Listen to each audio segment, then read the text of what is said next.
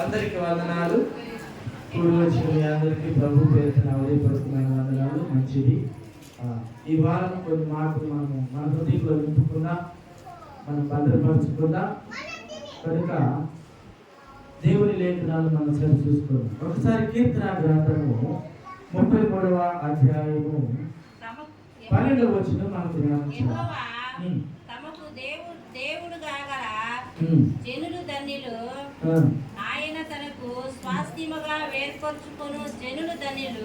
చూడండి, చిన్న ప్రార్థన చేసుకున్న ప్రారంభించి స్తోత్రము ప్రభువా, కృపగలిగిన యేసయ్యా, ఇదిగో నా నేలలో చూసుకున్న బిడ్డలు, ఇక్కడ కూడి ఉన్న సంఘ బిడ్డలు, సాక్షాత్తుల ద్వారా వింటున్న బిడ్డలు ప్రతి ఒక్కరిని జ్ఞాపకం చేసుకున్నాను. ఇదిగో నా ఇప్పటి వరకు పాత్ర ద్వారాగా చప్పట్ల ద్వారాగా నువ్వు చేసిన కార్యముల బట్టి, ఇదిగో ప్రభా నీ ఆత్మ బ్రతుకున్నాను బట్టి నీకు కృతజ్ఞతాస్తుతులు చెల్లిస్తున్నా. ఇప్పుడు ప్రభా వాక్య ధ్యానంలో వెళుతుండగా చిన్నపిల్లల్ని స్వాధీనంలో ఉంచుకో ఆయన, యవనస్తుల్ని స్వాధీనంలో ఉంచుకో, చిన్నపిల్లల తల్లిదండ్రులని స్వాధీనంలో ఉంచుకో, ఇదిగో వృద్ధాపంలో ఉన్న వారిని స్వాధీనంలో ఉంచుకో, ఇదిగో గొడవ చెవులు కలిగిన వారిని స్వాధీనంలో ఉంచుకో, మంచి ఆలోచన కలిగిన వారిని స్వాధీనంలో ఉంచుకో, ఇదిగో ఇక్కడ కూడి ఉన్న ప్రతి బిడ్డలను ఈ స్వాధీనంలో ఉంచుకుని ఆయన ఈ వాక్యము బయలుపరుచున్నప్పుడు, నీ వాక్యం వస్తున్నప్పుడు ఆ వాక్యం నాతో ఏం మాట్లాడుతావు అని ఒక ఆశతో ప్రతి ఒక్కరు మేమందరూ కూడా ఎదురు చూసే వారు కూడా సహాయం దయచేయమని మా ప్రభువు నీ కుమారుడైన యేసుక్రీస్తు నామములో అడిగి వేడుకుంటున్నాం తండ్రి. ఆమేన్. ఆమేన్. హల్లెలూయా. జాగ్రత్తగా ఉన్నారు అందరూ. వాక్యాన్ని మనం చూద్దాం. ఇక్కడ మనం చూస్తున్నట్లయితే ఆఖరి లైన్లో ఏమన్నదంటే, ప్రభువు ఏర్పాటు చేసుకున్న జనులట ధన్యులట. ఎవరు ఏర్పాటు చేసుకున్న వారు? దేవుడు ఏర్పాటు చేసుకున్న వారు ఎవరట? ధన్యులట. ఎంత బాగుంది మాట. అనగా ప్రభు యేసుక్రీస్తు వారు ఏర్పాటు చేసుకున్నప్పుడు వారు ధన్యులుగా ఉంటున్నారు కాబట్టి ఆ ధన్యతలో అనే మాట మనకి ఎంతో ఆశీర్వాదకరంగా ఉంటుంది. కనుక ఆ ఆశీర్వాదకరమైన మాటలు మనము ఇంటనే అంటుంది, అనుభవిస్తే ఇంకెలా ఉంటుంది ఒకసారి ఆలోచన చేయండి. దేవుడు ఏర్పాటు చేసుకున్న ప్రజలట ధన్యులట. మరి ఆ గుంపులో మనం ఉన్నామా? ఉన్నారండి? ఉన్నారంటే గొడవలు చేసుకోండి. నేనున్నాను ఆయన ఏర్పాటు చేసుకున్న ప్రజల్లో, ఆయన సొత్తైన ప్రజల్లో, ఆయన ఆత్మ పొందుకున్న వారిని నేను, పొందుకున్న దానిని నేను, ఆయన ఆత్మ నాలో ఉన్నది. నేను అన్నిటిలో నా క్రియ బాగుంటుంది. ప్రార్థన యందు కానీ, పాటల యందు కానీ, వాక్యం యందు కానీ, దేవుని సన్నిధిలోకి వచ్చే విషయంలో కానీ, లేకపోతే నేను నడిచే నడత కానీ ప్రతి ఒక్కరు కూడా నాది క్రమముగా క్రియ బాగుంది అన్నట్లయితే మన బిడ్డల్ని చేసుకోగలుగుతారు. ఎవరైనా గమనించండి ప్రియదేవుడిగా, ఎవరు లేకపోతున్నారు ఈరోజు. కారణం ఏమిటి? వాక్యం ద్వారా మనం బలపరుస్తాం. అందుకని ప్రభు అంటున్నాడు, ప్రకటన 3వ అధ్యాయము 15వ వచనంలో ప్రభు అంటాడు, ఇదిగో నువ్వు ఉంటే ఎచ్చగానైనా ఉండు, చల్లగాయన నిలువెచ్చని జీవితం నీకు ఏమంటుంది? అక్కర్లేదు, వదిలేసే, నిలువెచ్చని జీవితం నీకు వద్దంటున్నాడు. ఒక్కసారి చదువుదామా?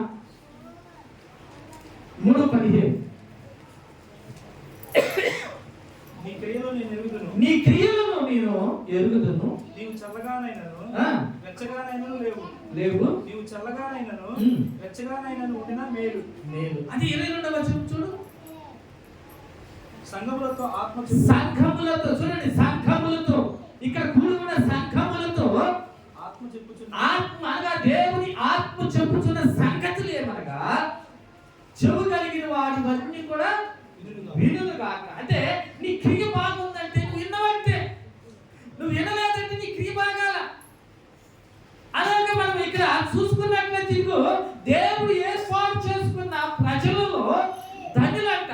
ఆ ధన్యుల్లో మనం ఉండాలి అంటే, దేవుని క్రియ మనం చూపించాలి అంటే, మనం ఆయనలో మనం నివసించి ఆయన క్రియ చూపించే వారికి మనం ఉండాలి. అని ఆయన మాటలు వినే వారికి ఉండాలి. ఆయన మాటలు యందు మనకి జీవం ఉన్నది, ఆయన మాటలు యందు మనకి స్వస్థత ఉన్నది, ఆయన మాటలు యందు మనకి ఆరోగ్యం ఉన్నది, ఆయన మాటలు మనల్ని నడిపిస్తూనే అండి. అయితే నువ్వు నడిచే వారిలో నువ్వు ఉంటే ప్రభు ఏర్పాటు చేసుకున్న వారి ప్రజల్లో నీవు ధన్యుడిగా ఉంటావు, నీవు ధన్యురాలుగా. అనుకోని 1-2 మాటలు నేను చెప్పి ముగిస్తాను. మనం చూసినట్లు ఎఫెసీ రాసిన పత్రిక 1వ అధ్యాయము 1వ అధ్యాయం. ఇప్పుడు ఒక మాట ఉపమానం నేను చెప్పా. ఏంటి ఉపమానం అంటే దేవుడు ఏర్పాటు చేసుకున్న జనులు ధన్యులట. అంశం ఏమిటి? దేవుడు ఏర్పాటు చేసుకున్న ప్రజలు ధన్యులు. అయితే ఆ ధన్యతలో మనం ఉండాలి అంటే మన క్రియ బాగుండాలి. మొట్టమొదటిది ఏంటి? మన క్రియ బాగుండాలి. ఉంటే ఎచ్చగానైనా ఉండు, లేకుంటే సలగానైనా ఉండు. ఇల్లు తెచ్చని జీవితము వద్దు. గుర్తు పెట్టుకోవాలి. ఏమిటి? మొదటి మాట ఏమిటి? నిలువెచ్చని జీవితము వద్దు. నీ క్రియ బాగుండాలి. అంశం ఏమిటి? దేవుడు ఏర్పాటు చేసుకున్న ప్రజలు ధన్యులు. ఆ ధన్యతలో మనం ఉండాలి అంటే మనం నిలువెచ్చని జీవితం వద్దు. ఉంటే ఎచ్చగానే ఉందా, సల్లగానే ఉందా? అది ప్రభుకి ఇష్టం కనుక ఆయన ఏర్పాటు చేసుకున్న వారిలో మొట్టమొదటి లక్ష్యం ఏమిటి అంటే మన జీవితం యథార్థము, మన క్రియ బాగుండాలి. రెండోది చూద్దాం. ఎఫెసీ రాసిన పత్రిక 1:6. దేవుని చూడండి, యేసుక్రీస్తు ద్వారా తనకు కుమారులుగా స్వీకరించుటకై మనలను ముందుగా తన కోసము నిర్ణయించుకొనెను. ఆమేన్. హల్లెలూయా, హల్లెలూయా. మనల్ని ఎవరు నిర్ణయించుకున్నాడంట? ముందుగా దేవుడి కుమారుడైన యేసుక్రీస్తు వారు. ఎలా నిర్ణయించుకున్నాడు? ఎందుకంటే దేవునికి ఇష్టమైనది చేశాడు కాబట్టి ఆయనకి ఇష్టమైన వారు ఈయన కుమారులు. అంటే మనం ఆయన కుమారులు, ప్రభు అయిన యేసుక్రీస్తు వారి కుమారులు. ఆయన కుమారులుగా మనల్ని స్వీకరించాడని ఆయన. మనం ఒక్కొక్కరు ప్రేమిస్తాం, మనకు పుట్టుకుపోయిన కొడుకులాగా ప్రేమిస్తాం, మనకు పుట్టుకుపోయిన సహోదరులా ప్రేమిస్తాం. మనకి యొక్క వేరు పిలువబడిన వ్యక్తుల ద్వారా కూడా మనం ప్రేమిస్తాం. అవునా కాదండి? ఏ బంధం లేని వారిని కూడా ప్రేమిస్తాం. అలాగే ప్రభు అంతకంటే ఎక్కువగా మనం ప్రేమించాడు. అందుకని ఆయన ఏం చేస్తున్నాడంటే దేవుని కుమారులుగా ఆయన మనల్ని స్వీకరించాడండి. యేసుక్రీస్తు వారి కుమారులుగా మనం ఉంటున్నామా? రెండోది మన క్రియ బాగుండాలి. నిలువెచ్చని జీవితం వద్దు మనకి. ఉంటే చల్లగానే ఉండు, ఎచ్చగానే ఉన్నట్టు. ఏది మంచిదంటూ? ఎచ్చని జీవితం మంచిదా? అలాగనే లేకుంటేనేమో చల్లగా ఉన్న జీవితం మంచిదా? వెచ్చని జీవితము మంచిది. ఆ మంచిగా ఉన్న నీవు క్రియ బాగుండాలి. రెండోది ఏంటంటే నీ క్రియను బట్టి ప్రభు ఏమంటాడు? నా కుమారుడు, నా కుమార్తె, నా కుమారుడు, నా కుమార్తె. అందుకని ఆయన ఇదిగో దేవుడు ఏర్పాటు చేసుకున్న ప్రజలలో ఆయన ధన్యులుగా ఉండాలి అంటే మనం ఈ 2 క్వాలిటీలు ఉండాలి. మనం స్వీకరించబడాలి అంటే మన క్రియ బాగుంటేనే. బాగుండకపోతే ఆయన ప్రజలుగా మనము ముద్రించలేము. మనం ముద్రించబడాలి అంటే ఆయన క్రియ మనం చేసేవారు ఉండాలి. ఆయన క్రియ అంటే ఆయనకి ఇష్టమైన పనులు చేయాలి. ఆయన వద్దనేది కాదండి. మనము ఆయన క్రియలో మనం చేసేవారు ఉంటేనే ఈ రెండోదిగా మనం చూసిన ఆయన స్వీకరించిన బిడ్డలుగా మనం ఆయన ఏర్పాటు చేసుకున్న బిడ్డల్లో మనం ఉంటామండి. అప్పుడు మనకి ధన్యత కలుగుచూ ఉన్నది. ఎఫెసీ రాసిన పత్రిక 3వ అధ్యాయంలో ఒక మాట ఉంటుందండి. 3వదిగా మీకు చెప్తాను. 20వ వచనంలో ఇక్కడ మనం చూసినట్టు ఫిలిప్పీయులకు రాసిన పత్రిక 3వ అధ్యాయము 20వ వచనం. ఫిలిప్పీయులకు రాసిన పత్రిక ఫిలిప్పుతో చెబుతుంటాడు అపోస్తలుడైన పౌలు. ఇదిగో పరలోకములో ఉన్నది, అక్కడ నుండి ప్రభువైన యేసుక్రీస్తు, చూడండి, ప్రభువైన యేసుక్రీస్తు అను రక్షకుడి నిమిత్తము, అను ఆయన రక్షకుడి నిమిత్తము కనిపెట్టుకొని ఎవరైతే ఆ రక్షకుడి నిమిత్తము కనిపెట్టుకునే వారు ఉండాలి. ఎలా కనిపెట్టుకోవాలి అంటే ప్రభు అంటాడు కదా ప్రకటన గ్రంథంలో 16వ అధ్యాయం 15వ వచనంలో అంటాడు. ఏమంటాడు? మనం కనిపెట్టుకొని ఉండాలి. అక్కడ మనం చూసినట్లయితే ఆ కడియ ఎప్పుడు వస్తాడో ప్రభువే తెలియదు. చదువుతారన్నమాట. అదేనా? ప్రకటన 16:17.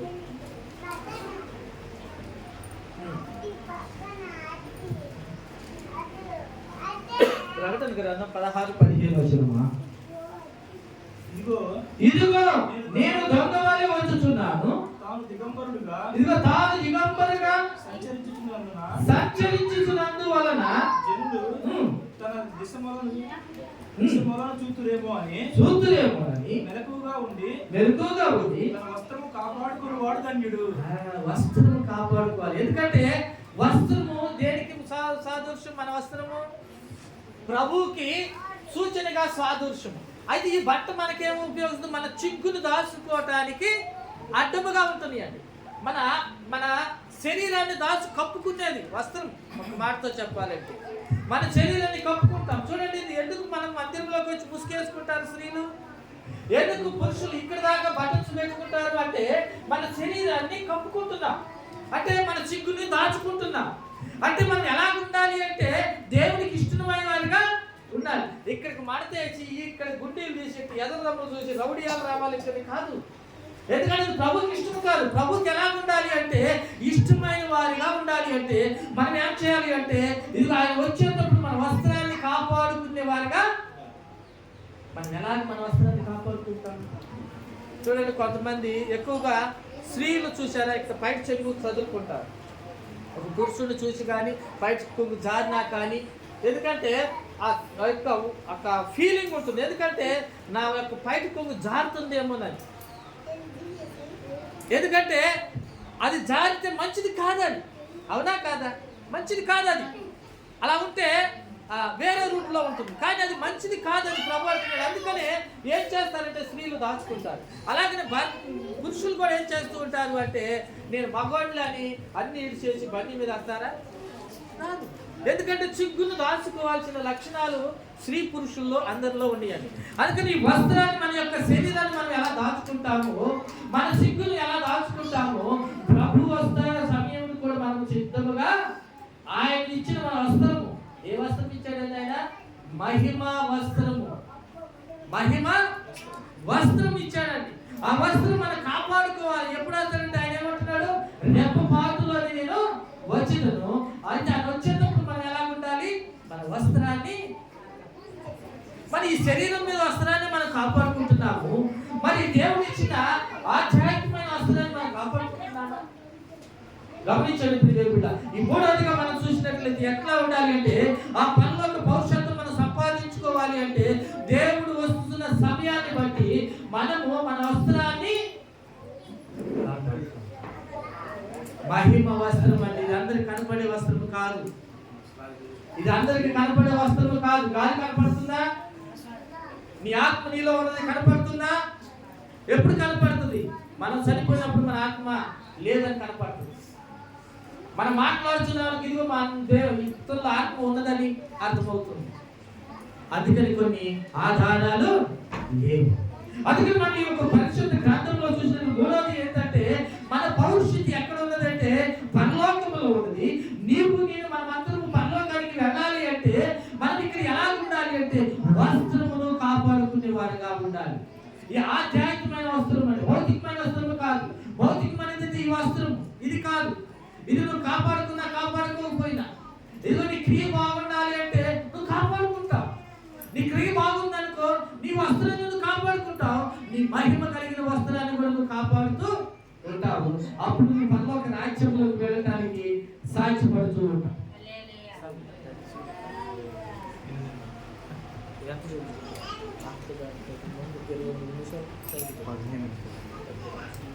సరే, ఇంకొక మాట చెప్పు, నేను ముగిస్తాను.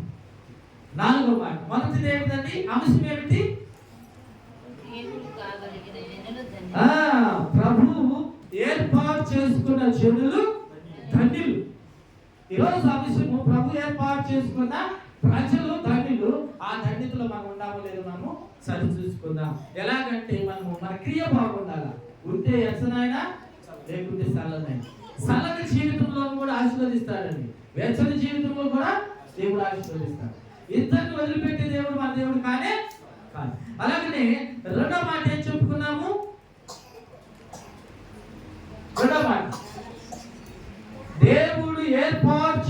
చేసుకున్న ప్రజలు ధన్యులు. అంటే ఆయన కుమారుని స్వీకరించువారు ధన్యులు. రాసుకోవాలి. రెండో మాట అంశం వేరు, రెండో మాట వేరు. కనుక మనం చెప్పేవారు ఉండాలి. హల్లెలూయా. మొదటిది ఏంటి? చల్లగానే ఉండు, ఎచ్చగానే ఉండు, చల్లగానే ఉండు. అంటే మన క్రియ బాగుంటే తట్టుకుంటే ప్రభుకి ఇష్టమైన వారి కొరకు ఆమెను ఏర్పాటు చేసుకున్న ప్రజలు మనము ధన్యులుగా ఉంటాం. రెండోదిగా మనం చూసినట్లయితే ఎందుకంటే కుమారుణ్ణి అనగా దేవుని కుమారుణ్ణి స్వీకరించే వారిగా మనము ఉండాలి. అయితే మూడోది మనం ఎలా ఉండాలి? మన వస్త్రమును సిద్ధపాటు చేసుకునే వారిగా ఉండాలి. అంటే పరలోక రాజ్యానికి వెత్తబడే వారికి మనం ఉండాలి. అంటే మనం ఆధ్యాత్మికమైన వస్త్రాలు మనం కాపాడుకునే వారిగా ఉండాలి. మూడోది చెప్పి నేను ముగిస్తాను. చదువుదాండి. పేతురు రాసిన మొదటి పత్రిక నాకు చాలా ఇష్టమండి లేఖ. పేతురు రాసిన మొదటి పత్రిక 2వ అధ్యాయం చివరిగా చదువుతా 9వ వచనం.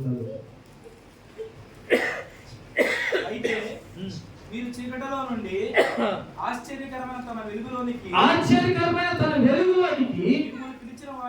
చూడండి మిమ్మల్ని పిలిచిన వారి గుణాతిశయములను ప్రచురము చేయు నిమిత్తము ఏర్పరచు చేసుకున్న వంశమును రాజులైన యాజక వంశములను పరిశుద్ధ జనమును దేవునికి సొత్తైన ప్రజలై ఉన్నారు.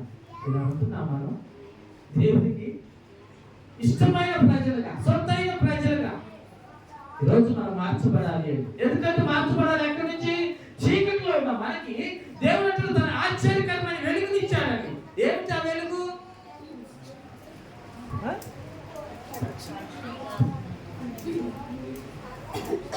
ఇంకా వెలుగు. చీకటిలో ఉన్న వారికి వెలుగునిచ్చాడు. ఆ వెలుగు ఏమిటి? రక్షణ. ఇంకా చెప్పండి, చాలా ఉన్నాయి. ఎవరు గడిగి చెప్పలు కొట్ట. వాక్యం.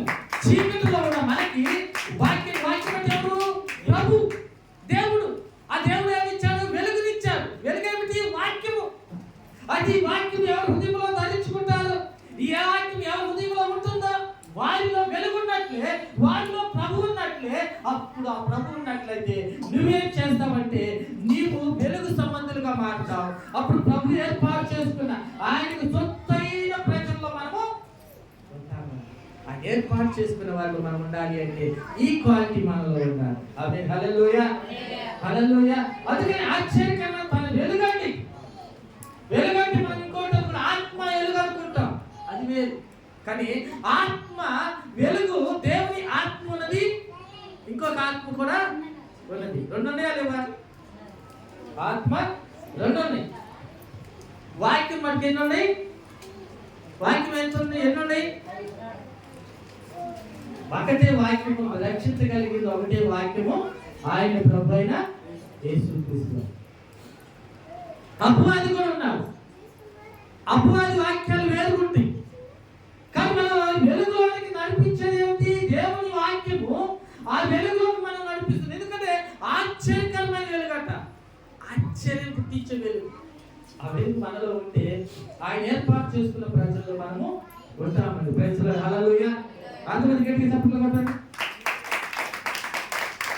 ఇక్కడ నాలుగోదిగా మనం చూసినట్లయితే చూడండి, ప్రభువు ఏర్పాటు చేసుకున్న వంశములను అలాగే రాజులైన యాజకుల కంటే మనం ఉన్నతంగా చేస్తున్నాడు. ఎందుకంటే దేవుని వాక్యం మన హృదయంలో ఉంటుంది కాబట్టి.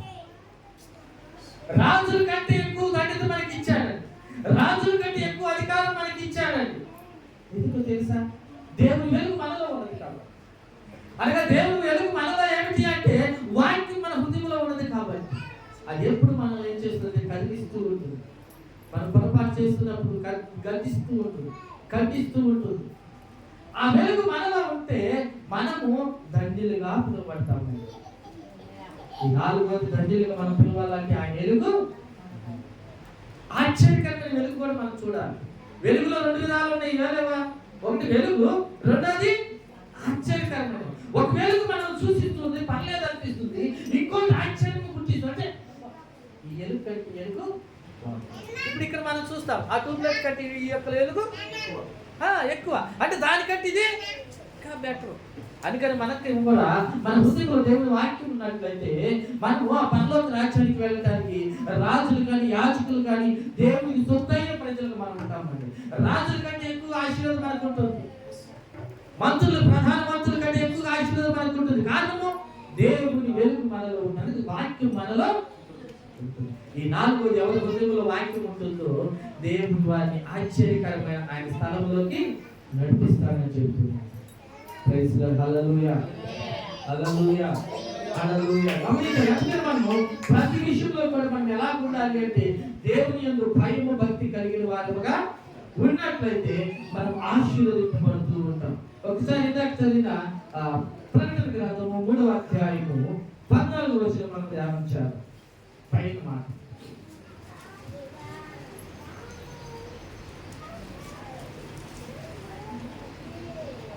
ఈ మాటలు, ఈ 4 మాటలు ప్రభు మనకి ఎవరు చెబుతున్నాడంటే ఈరోజు మనం ఇక్కడ చూద్దాం. చదవండి, ఎవరు లేరా? 3:14 లవోదియకలో ఉన్న సంఘపు దూతకు ఇలాగు రాయము. చూడండి, ఇలాగు రాయము. ఆమేన్ అనువాడును. ఆమేన్ అనువాడును. నమ్మకమైన సత్య సాక్షియు. చూడండి, నమ్మకమైన సత్య సాక్షియు, దేవుని దృష్టికి ఆది అయిన వాడు చెప్పు సంగతులేమనగా, ఆది అయిన వాడు చెప్పు ఆది అంటే ఎవరు? ఆది అంటే ఎవరున్నారు? దేవుడు ఉన్నాడు. ఇప్పుడు ఈ లౌకిక సంఘానికి ఎవరు చెబుతున్నారు? ఆ దేవుని ఆత్మ కలిగిన వారు చెబుతున్నారు. ఏం చెప్తున్నారు? చదువులండి. నీ క్రియలను నేను ఎరుగుదును. చూడండి, నీ క్రియలు నేను ఎరుగుదును. చూడండి, ఆయన క్రియలు మన ఎరుగుతాం కాదండి, మన క్రియలు ప్రభు ఎరుగుతున్నాడు.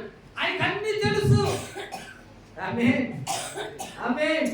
ఒకవేళ అనుకోవచ్చు ఇవన్నీ నీ ఒక్కటేలని, ఒక్క పొరపాటేలని, కానీ ఆయనకు తెలుసు.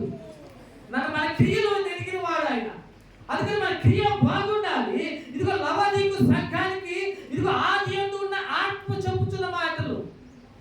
ఆది యందు అప్పుడు చెప్పాడు దేవుడు, ఇప్పుడు కూడా చెబుతున్నాడు. ఈ సంఘానికి, యేసుక్రీస్తు మహిమగల సంఘానికి చెబుతున్న మాట.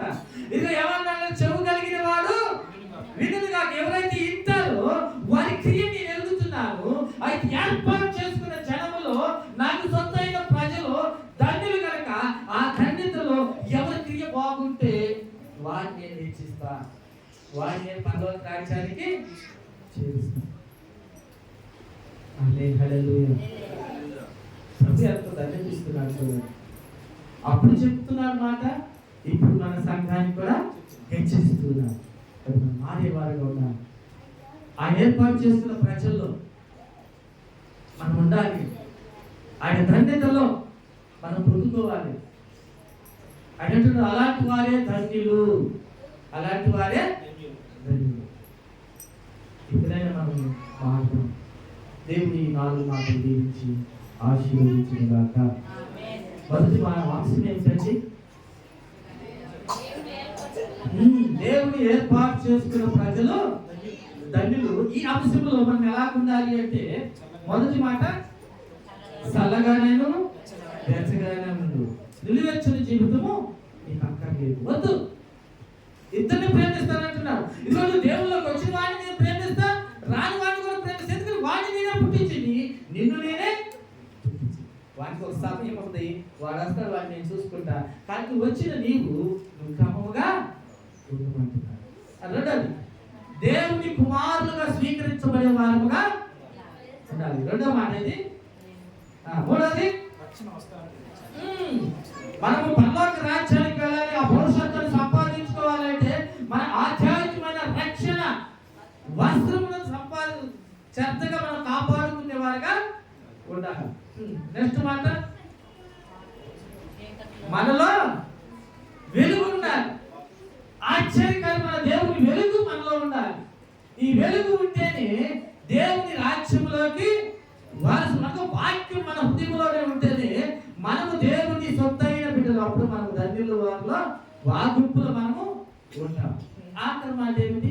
ఇప్పుడు ఈ సంఘానికి చెబుతున్న మాట, చెవు కలిగిన వాడు విని మనం ఏం చేయాలి అంటే ఆయన చూస్తున్నాడు, మన క్రియ బాగుండాలని మనం మార్చుకునేవారుగా ఉన్నాం.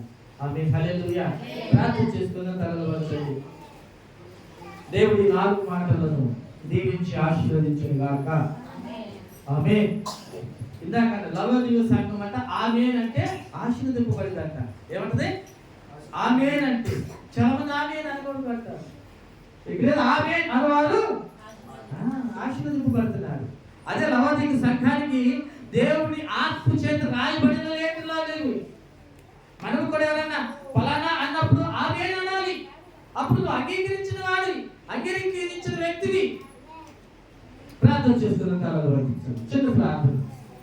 స్తోత్రము ప్రభువా, మీకుగా ప్రేమించిన మా ప్రియ పరలోకపు తండ్రి, ఇదిగో నా తండ్రి ఈ రోజు ఏర్పాటు చేసుకున్నా. ఇదిగో ప్రభా, ఇదిగో నాయన దేవునికి ఇష్టమైన ప్రజలు ధన్యులుగా ఉండాలన్నావు ప్రభా. ఆ ధన్యతమైన వాటిలో మేము ఉండాలి నాయన. ఇదిగో ప్రభా, అందుకని నేను మొత్తం మాట చెప్పా, ఉంటే వెచ్చగానే ఉండు, చల్లగానే ఉండు, నిలువెచ్చని జీవితం వద్దు. నేను చూస్తున్నాను అన్నావు ప్రభా.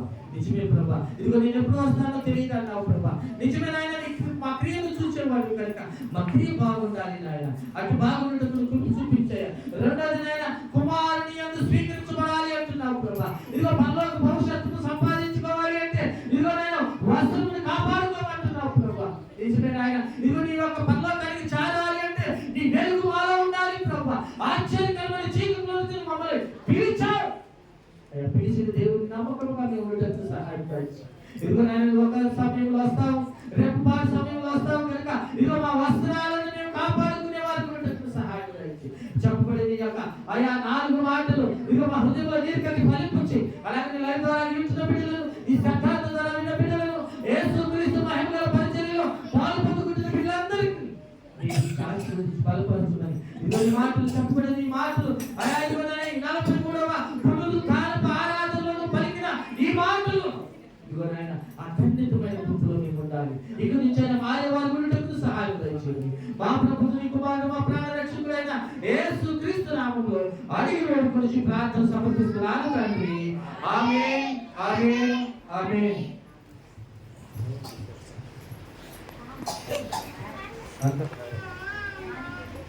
ప్రైజ్ లార్డ్, హల్లెలూయా.